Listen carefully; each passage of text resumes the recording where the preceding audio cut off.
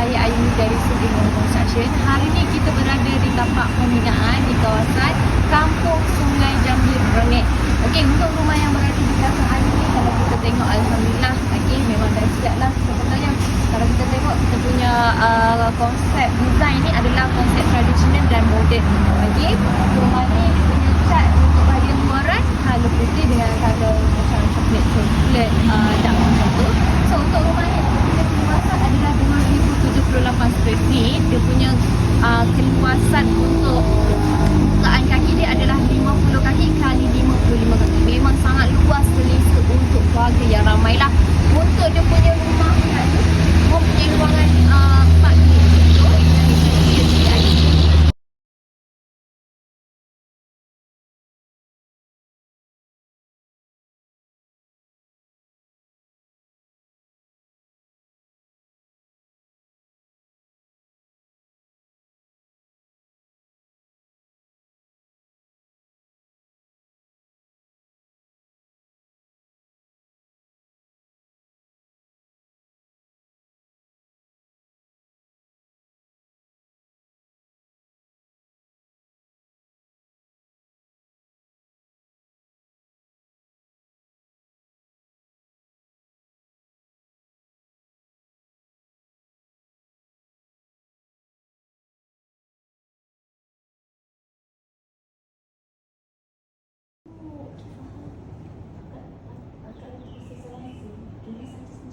Macam mana untuk ruangan rumah ni dengan keluasan 2078 square feet, bukaan kaki 50 kaki kali 55 kaki, memang sangat-sangat luas lah dia punya ruangan kan.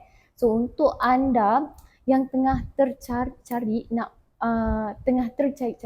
cari kontraktor mana untuk banner rumah, nak duduk sendiri ke ataupun nak jana pendapatan untuk nak buat homestay, roomstay ataupun disewakan, boleh juga. Okey, boleh cari Sugeng Construction dan jangan lupa nantikan kita punya next video. Bye bye, assalamualaikum.